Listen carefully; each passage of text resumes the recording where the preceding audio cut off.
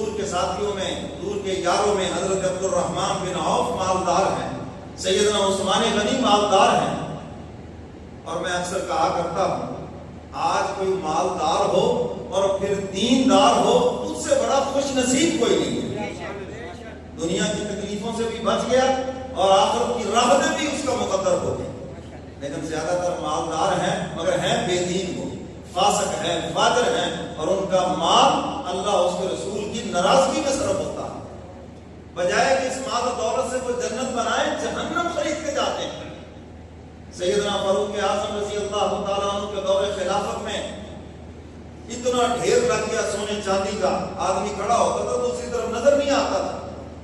ساتھیوں کو جمع فرمایا اور دعا کریں، یا اللہ اس مال و دولت سے ہمیں اپنی آخرت بنانے کی توفیق عطا فرما، ہمیں آخرت بگاڑنے کی کبھی توفیق نہ دے. مالداروں کے لیے اللہ نے جنت آسان بنائی ہے، مگر افسوس آسان جنت کو انہوں نے خود مشکل بنا لیا.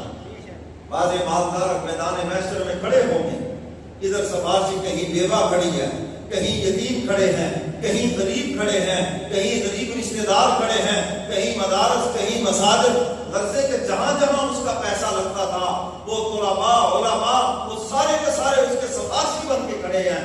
اللہ مسکرائیں گے جیسے پر اللہ کی شان کے مناسب ہے، اور حق تعالیٰ فرمائیں گے مجھے تو علم ہے جو کچھ بھی ہے، لیکن فرمایا میں بھی سخی ہوں. اور اللہ فرماتے ہیں میں سخی کو پسند کرتا ہوں، مجھے بخیل سے نفرت ہے. فرمایا تیری سخاوت کی وجہ سے تیری بخشش کرتا ہوں. عثمان غنی سخی ہے، مال ہو پھر دیندار ہو اور پھر سخی ہو. ہم سخی سمجھتے ہیں جو اڑائے، فضول خرچ ہو. قرآن کہتا ہے فضول خرچ تو شیطان کے بھائی ہیں. ان المبذرین کانوا اخوان، فرمایا تو شیطان کے بھائی ہیں. سخی کون ہے؟ زکات کے موقع پہ زکات دے، عشر کے موقع پہ عشر دے، صدقہ فطر کے موقع پہ صدقہ فطر دے، قربانی کے موقع پہ قربانی کرے، اور جہاں پر کوئی ضرورت مند نظر آئے اللہ کی خوشنودی کے لیے خرچ کرے، اللہ کو راضی کرنے کے لیے خرچ کرے. حدیث مبارکہ میں آتا ہے حق تعالیٰ قیامت کے دن پوچھیں گے میرے بندو میں پیاسا تھا تو نے مجھے پانی نہیں پلایا، میں بھوکا تھا تو نے مجھے کھانا نہیں کھلایا، میں بیمار تھا تو نے میری بیمار کرسی نہیں کی، میں ضرورت مند تھا تو نے میرا پتہ ہی نہیں کیا. بندے عرض کریں گے مولا آپ تو پاک ہیں ان چیزوں سے. فرمایا ہاں میں تو پاک ہوں، لیکن یہ جو میری مخلوق ہے یہ میرا ہی تو کنبہ ہے. فرمایا اگر تو مجھے کسی بیمار کی بیمار کرسی کے لیے جاتا، مجھے وہاں پاتا، کسی ضرورت مند کی ضرورت کو پورا کرتا، مجھے وہاں پاتا، کسی بھوکے کو کھانا کھلاتا. فرمایا یہ مجھے کھلانے کے مترادف ہے. کسی پیاسے کو پانی پلاتا، ضرورت مند کی ضرورت کو پورا کرتا. اب تعالیٰ فرماتے ہیں مجھے بھی وہیں پہ پاتا. آج گرمی کا موسم ہے، اپنی دکانوں پہ لوگوں کو پانی پینے کے لیے آسانی کریں، کولر بھر کے رکھے تو پینے آ جائے. چہرے پہ 12:30 نہ بجائے لو جی کیا مصیبت ہے جناب تم نے تو کام ہی پکڑ لیا. حدیث مبارکہ میں آتا ہے قیامت کے دن بہت سے جنت میں جنتی اس بات پہ جائیں گے کہ انہوں نے لوگوں کو پانی پلایا. اجعلتم سقایۃ الحاج وعمارۃ المسجد الحرام. قرآن پاک میں بتایا تھا کہ یہ جو مکے کے کافر تھے یہ حاجیوں کو پانی پلاتے تھے، ان کی اچھی ادا اللہ نے اس کو قرآن میں بیان کیا. تو میرے محترم سامعین پیاسے کو پانی پلانا، حدیث مبارکہ میں آتا ہے کہ جنتی بھاگا جا رہا ہوگا تو ایک اس کا بازو پکڑ لے گا، رکو رکو میری سفارش کرو خدا کے دربار میں. ہر جنتی کو ایک آدمی کی سفارش کا حق ہے.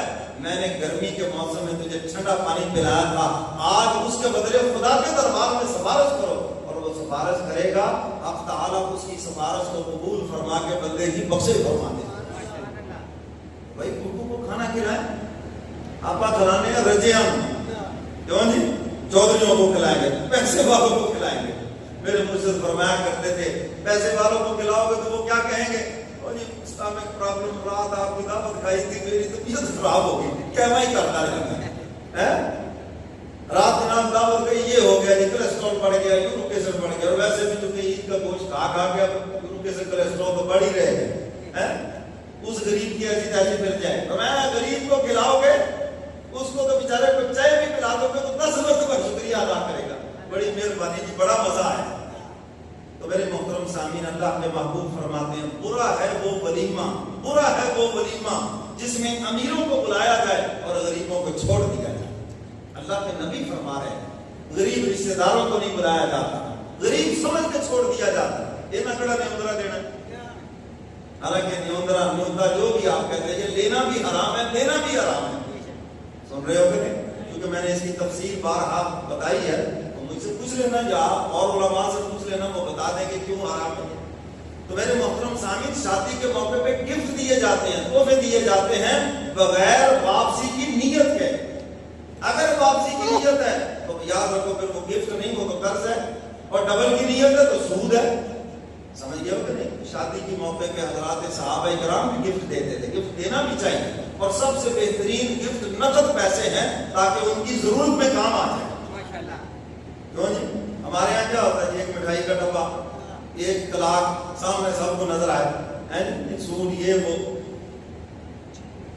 اب وہ مٹھائی کے ڈبے فرض کر رہے 100 بندہ ہے، کلو لے کے آئے تو 100 کلو ہو گئی نا، اور اوپر سے پتہ چلے کہ گھر والوں کو شوگر ہے، کھانے کسی نے بھی نہیں ہے، اور نہ وہ آدھی قیمت پہ کہیں بکے گی، اب ظاہر ہے وہ کسی کو دینی پڑے گی جیسے کیسے بھی ہوگا، تو اس کی جگہ پہ پیسے ہوتے ان کی ضرورت میں کام آ جاتے۔ سمجھے بات؟ تو میرے محترم سامعین، ہم نمود و نمائش میں چیزوں میں لگ گئے۔ جب بھی مالداری کی بات آتی ہے ہمارے ذہنوں میں وہ لوٹ گسوڑ، 2 نمبری اور یہ چیزیں آتی ہیں۔ ہاں، جو رزق حلال کما کے مالدار ہے اور پھر وہ دیندار ہے، اس سے بڑا خوش نصیب کوئی نہیں دھرتی پر۔ دنیا کی تکلیفوں سے بھی بچا، یہاں بھی راحتیں ٹھاٹ باٹ سے گزر گئی، اور جنت میں بھی ٹھاٹ باٹ سے چلا جائے گا۔